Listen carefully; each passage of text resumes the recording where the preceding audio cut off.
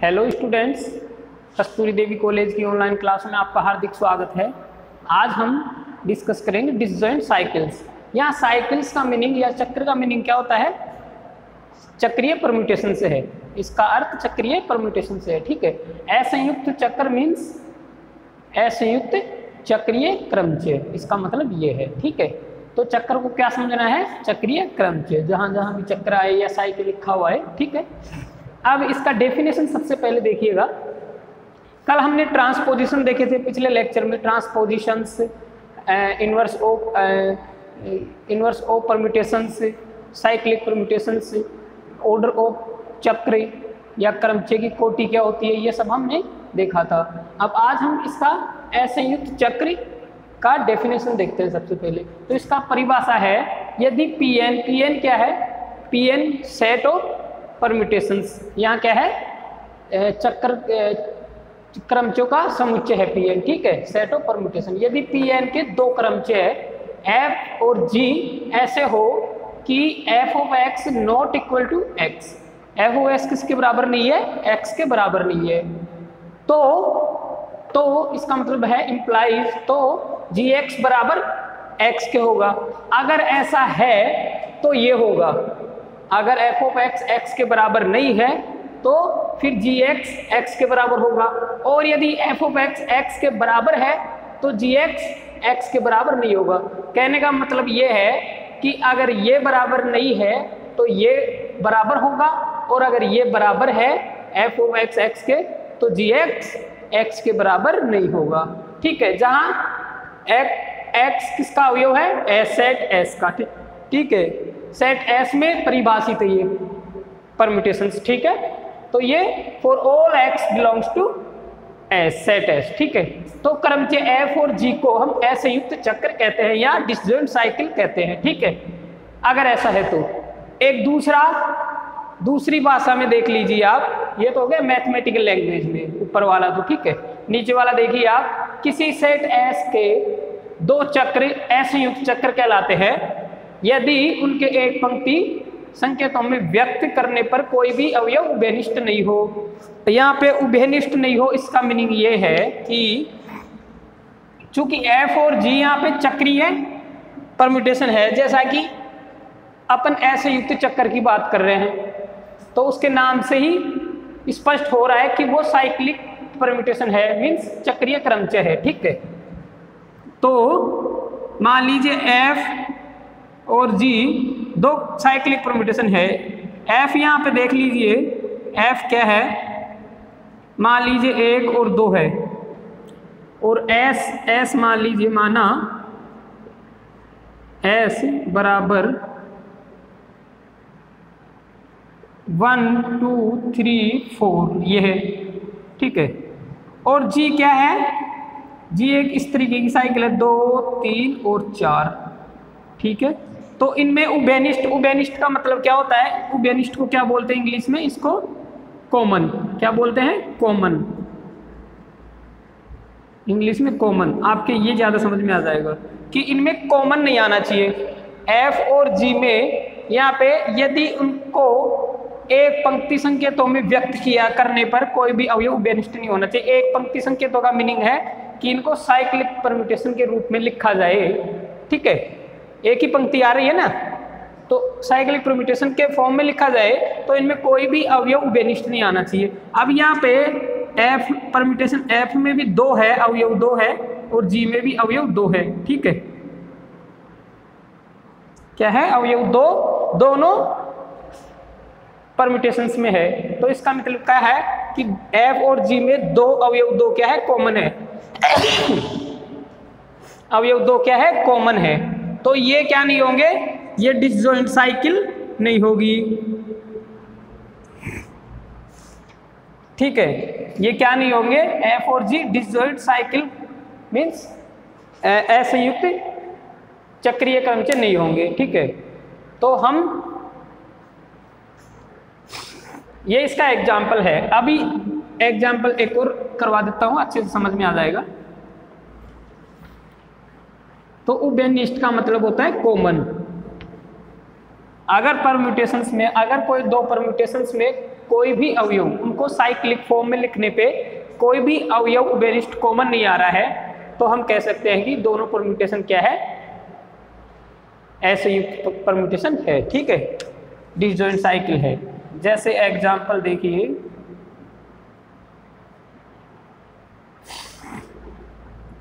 माना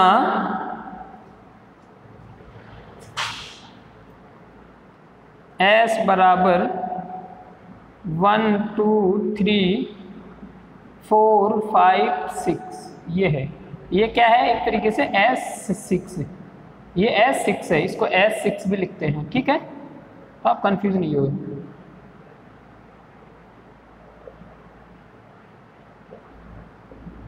ठीक है, और F का कोई दो परम्यूटेशन है, एक तो है F, तो F क्या है 1 2 और 3, और G क्या है, G है 2 4 और 5। ठीक है, और एक तीसरा परम्यूटेशन H भी है, इसमें क्या है H,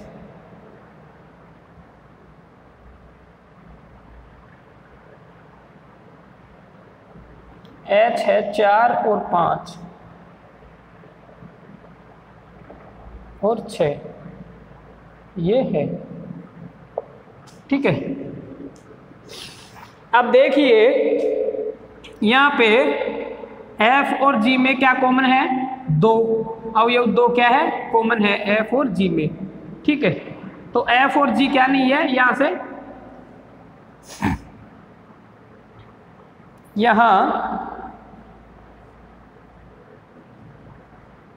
चक्र F व G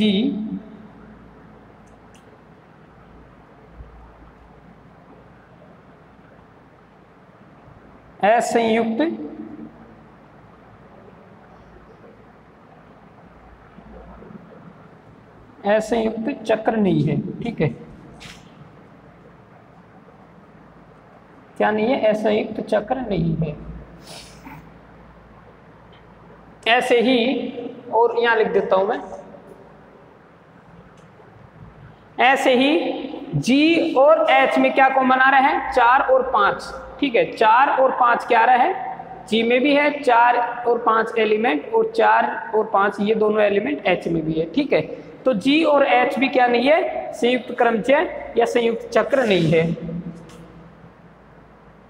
और G व H भी डिसजॉइंट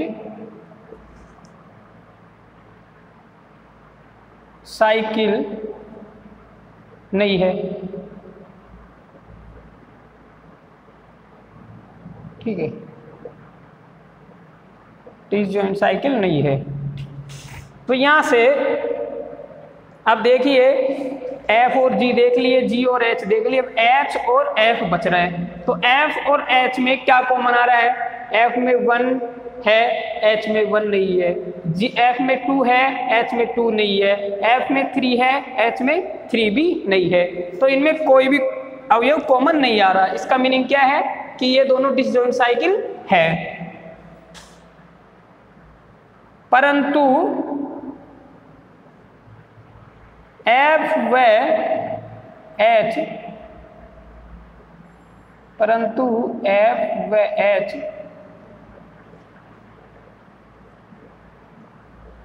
असंयुक्त चक्र है। ठीक है, परंतु H व F व H क्या है, असंयुक्त चक्र है, डिसजॉइंट साइकिल है। तो ये इसका एग्जाम्पल हो गया। अब हम स्टूडेंट्स एक आगे एक रिजल्ट देखते हैं, थ्योरम। तो हमने देखा था कि परिभाषा देखी थी कि मान लीजिए ये कोई चक्र है H, तो इसका ये क्या है, एक चक्रीय क्रमचय। इसका लेंथ कितना है, लेंथ ऑफ H बराबर कितना है, 3 है। ठीक है, इसका लेंथ कितना है, 3। ठीक है, तो इसका कोटि ऑर्डर क्या होगा, ऑर्डर ऑफ H भी क्या होगा, इसकी लेंथ के बराबर होता है। चक्र की लेंथ के बराबर। ठीक है, ये हम चक्रीय क्रमचय में देखे थे। तो ये एक रिजल्ट है, हम प्रूव करेंगे कि यदि किसी चक्र की लंबाई r है तो उसकी कोटि भी r ही होगी, उसकी कोटि भी r ही होती है। ठीक है, ये रिजल्ट अभी हम सिद्ध करेंगे।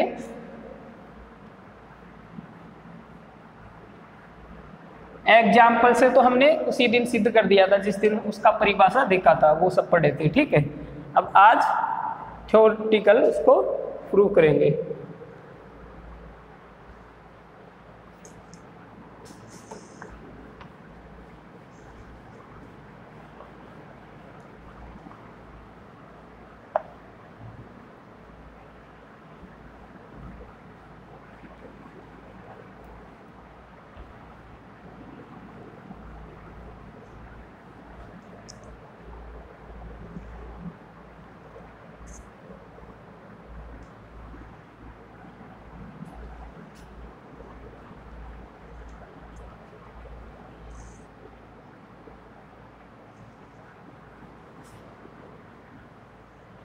अब हम देखते हैं थ्योरम। थ्योरम सेकंड है ये, थ्योरम नंबर 2। ठीक है, क्या है, एक बार स्टेटमेंट देख लेते हैं इसका।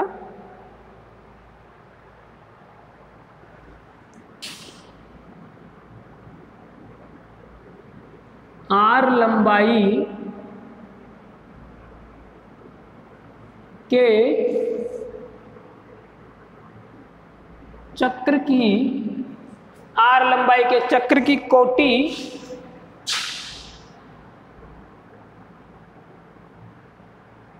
आर होती है।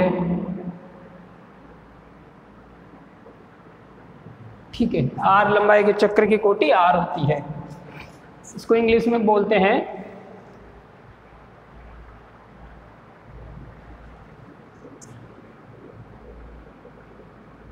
the order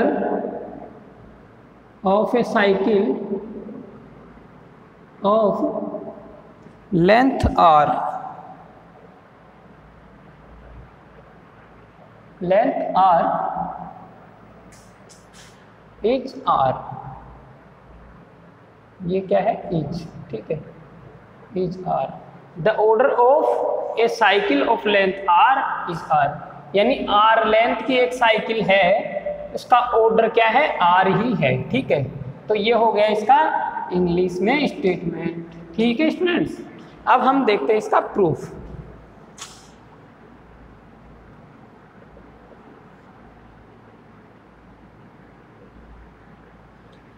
तो प्रूफ देखिए, माना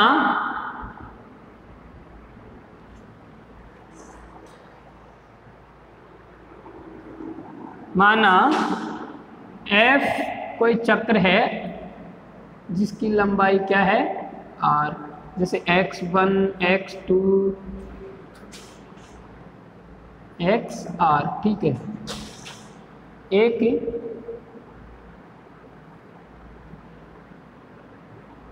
r लंबाई का चक्र है।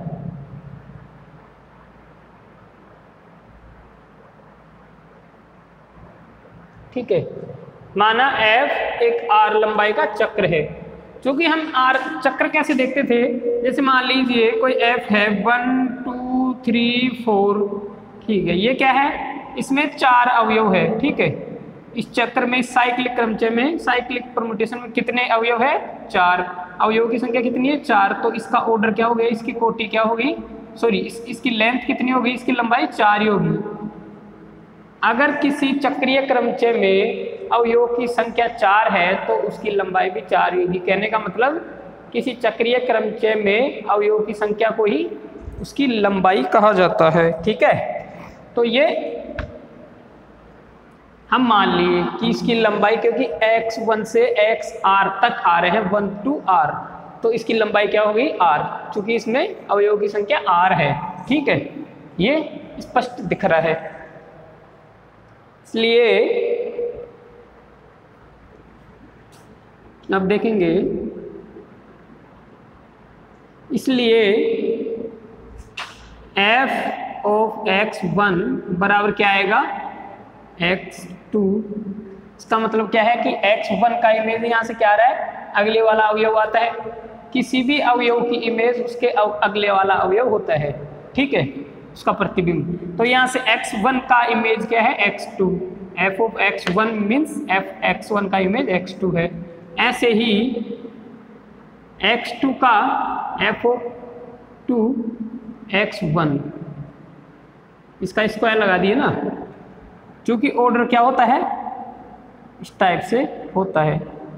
अगर f n बराबर i आ रहा है, i मीन्स आइडेंटिटी परम्यूटेशन, और n छोटे से छोटा धनात्मक पूर्णांक हो तो ऑर्डर ऑफ f क्या हो जाएगा, n हो जाएगा, ठीक है। ये इसकी परिभाषा होती है कोटि की, ऑर्डर की, ठीक है। तो हम इसीलिए इसमें पावर करते जाएंगे। अब चूंकि आपको एक बात और समझनी है, जैसे हम पढ़े थे फोग, ठीक है। अब फोग बराबर क्या होता है, मान लीजिए फोग ऑफ x निकालना है, तो हम इसको ऐसे लिख सकते हैं, ऐसे भी लिख सकते हैं, ठीक है, क्योंकि ये ऑपरेशन है, एक बाइनरी ऑपरेशन। अगर ये यहाँ पे नहीं है तब भी कोई फर्क नहीं पड़ने वाला, अपने को समझना है कि यहाँ पे बाइनरी ऑपरेशन है इन दोनों के बीच में, इसको बोलते हैं कंपोजिशन, ठीक है। और इसको हम कैसे लिखते थे कि f सबसे पहले g पे ऑपरेट करेंगे x, उसके बाद इसका वैल्यू निकालने के बाद f पे ऑपरेट करेंगे। अब मान लीजिए यहाँ पे g की जगह मैं f कर दूं,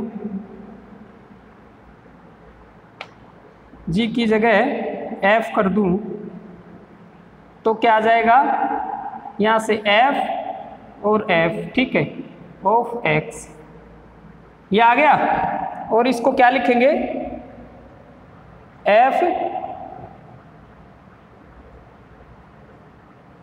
ये कर दिया, ठीक है।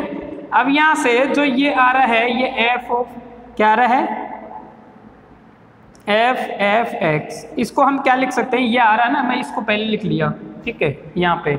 तो इसको क्या कर सकते हैं, f मीन्स f की पावर 1 है, यहाँ पे भी 1 है, तो इसका मतलब क्या हो गया, f की पावर 2 और x, ऐसे लिख सकते हैं। तो यहाँ पे f की पावर, f की घात कितनी है, 2, और x 1 पे वैल्यू निकालनी है। तो हम सबसे पहले क्या करेंगे, f की x 1 पे निकालेंगे, ठीक है, ऐसे, ठीक है, फिर f पे निकालेंगे।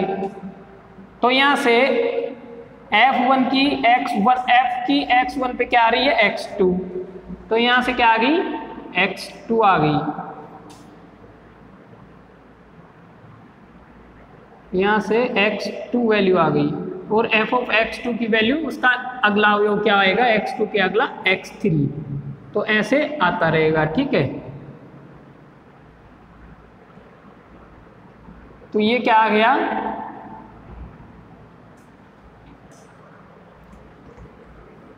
ये ऐसे इसकी घात बढ़ाते बढ़ाते ऐसे करते जाते हैं। अब जैसे मान लीजिए x3 की x1 पे निकालनी है, तो क्या आ जाएगा, मैं डायरेक्ट f2 और f ऐसे लिख सकते हैं, ऐसे भी तो लिख सकते हैं, क्योंकि इसकी पावर 1 है तो क्या हो जाएगी, 3 हो जाएगी ना। तो सबसे पहले इसका वैल्यू निकालेंगे, तो f2 और f ऑफ x1 का x2 आ गया, ठीक है। अब इसका निकालेंगे कि इसका क्या आएगा, f ऑफ x2 क्या आ जाएगा, अगले वाला f ऑफ x3 आ जाएगा, और f ऑफ x3 के मतलब अगले वाला x4। अब देखना आप यहाँ से क्या आ रहा है, जैसे मैं f3 ऑफ x1 पे x3 का f3 का वैल्यू निकाल रहा हूँ, तो क्या आ रहा है, x4। अगर घात 3 है तो यहाँ पे क्या आ रहा है, उसके एक अगले वाला अवयव आ रहा है, जैसे 3 तो चौथा अवयव आ रहा है, ठीक है। तो सिमिलरली क्या आएगा, मान लीजिए एफ ऑफ आर माइनस 1 निकालना है, x1 पे वैल्यू निकालनी है इसकी, तो यहाँ पे क्या आ जाएगा, जैसे यहाँ 3 था तो 3 + 1 = 4, तो क्या आ जाता था x4, ठीक है। तो ऐसे ही यहाँ से क्या आ जाएगा, r - 1 में +1 करेंगे तो क्या आ जाएगा xr, ठीक है। तो xr आ गया, ठीक है।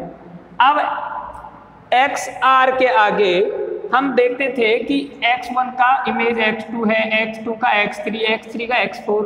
जब xr - 1 का xr और xr का इमेज क्या होगा, क्योंकि इसके आगे कोई अवयव है नहीं, तो वापस इसका पहला अवयव इसका इमेज होगा, क्या होगा, पहला अवयव। तो xr का इमेज x1 होगा, फिर वही, तभी तो इसको चक्कर बोलते हैं, ये एक साइकिल की तरह काम करता है। और यहां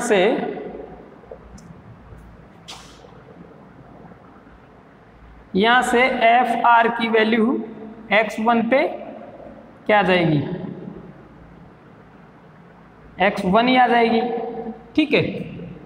क्यों आ जाएगी, क्योंकि यहाँ पे xr के आगे कोई अवयव है नहीं, साइकिल क्या कहाँ तक है, xr, इसका xr क्या है, लास्ट अवयव है, तो लास्ट अवयव का इमेज पहला अवयव होता है। तो यहाँ पे वही मैं किया कि fr का, fr मीन्स इसके आगे वाला अवयव आएगा r+1, कौन सा अवयव आता, r+1 वा अवयव आता, लेकिन r+1, r+ मीन्स r के आगे वाला अवयव वो है नहीं, तो पहला अवयव आएगा। तो यहाँ से क्या आ गया, r का 1 पे इमेज क्या आ गया, x1 ही आ गया, ठीक है। अब इसी प्रकार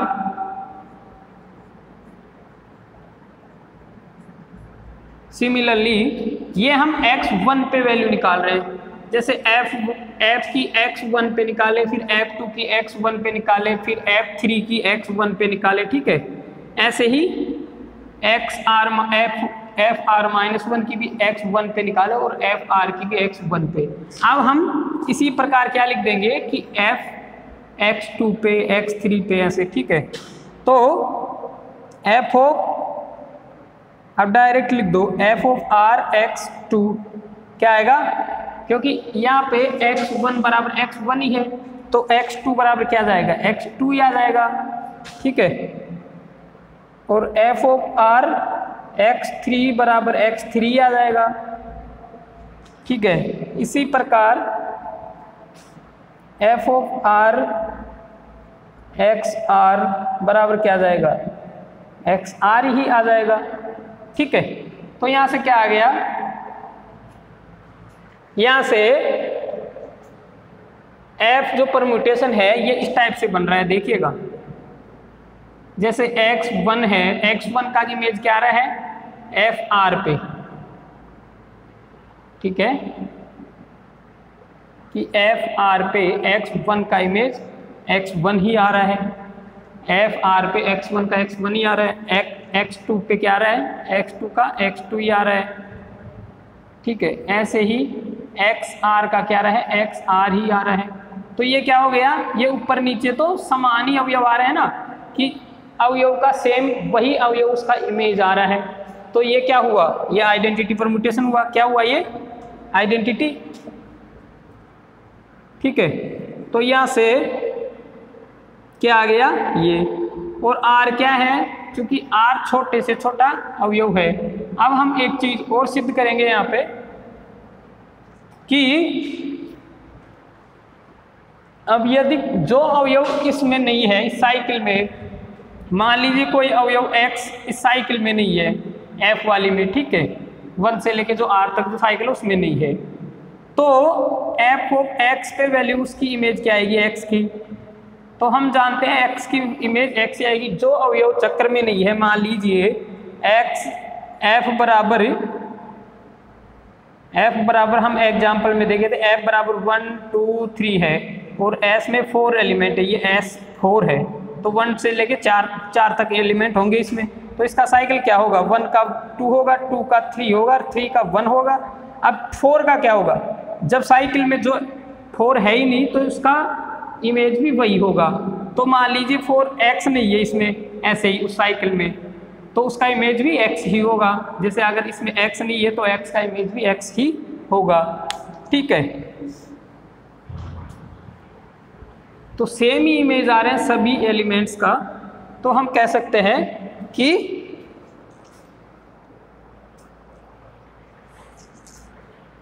अब ये यहाँ तक हो गया, इसको मैं ऊपर से मिटा रहा हूँ, या आप नोट कर लेना। ठीक है,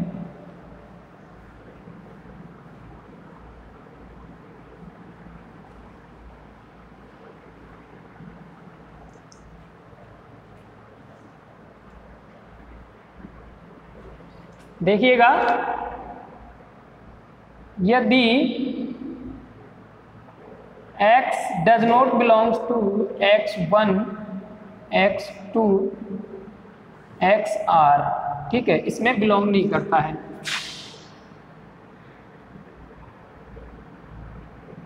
परंतु क्या है, x, मान लीजिए x आर, वो जैसे अभी 4 लिखे थे कि 4 का इमेज 4 ही आ रहा है। ठीक है, तो वो कब आएगा, जब 4 किसका अवयव होगा, f का, जो परम्यूटेशन f है उसका अवयव होगा, क्योंकि 4 भी अवयव है ना, क्योंकि सेट S4 है तो 4 भी होगा।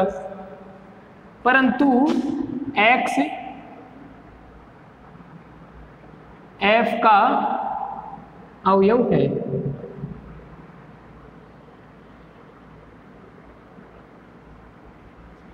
अवयव है, तो क्या होगा, परंतु x क्या है, f का अवयव है, तो f ऑफ x बराबर क्या आएगा, x ही आएगा। ठीक है, तो यहां से अब इसकी पावर r लगाओ तब भी कोई फर्क नहीं पड़ने वाला, पढ़ने वाला है नहीं पढ़ने वाला, तब भी क्या आएगा, x ही आएगा। ये क्या आ गया, ये आ गया समीकरण। यहां से हम इसको ऐसे भी लिख सकते हैं, तो यहां से डायरेक्टली, इसलिए f ऑफ ऐसे लिख सकते हैं r(xi), ठीक है, बराबर क्या आएगा, xi ही आएगा, जहां xi, जहां i क्या है, i बराबर 1, 2 से लेके r तक कोई भी अवयव हो सकता है। ये क्या हो गया, ये समीकरण 1 हो गया। ठीक है,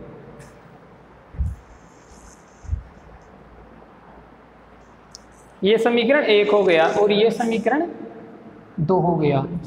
तो अब यहां से देखिएगा, समीकरण 1 व 2 से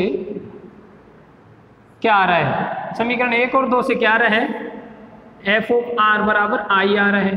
ठीक है, ये आ रहा है ना। अब यहां से देखिएगा, चूंकि r क्या है, चूंकि r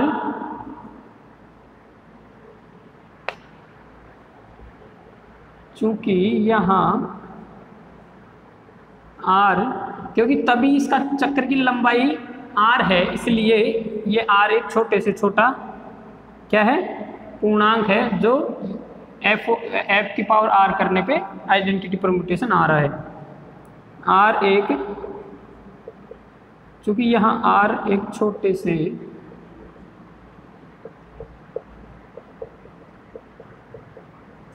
से छोटा धनात्मक पूर्णांक है। ठीक है,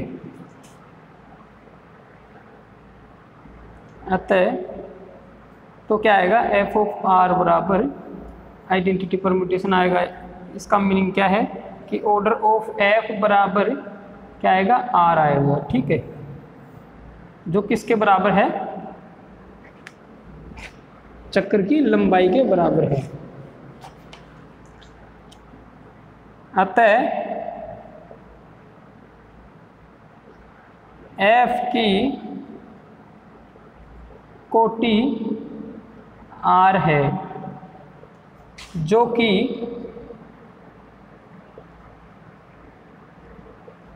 चक्र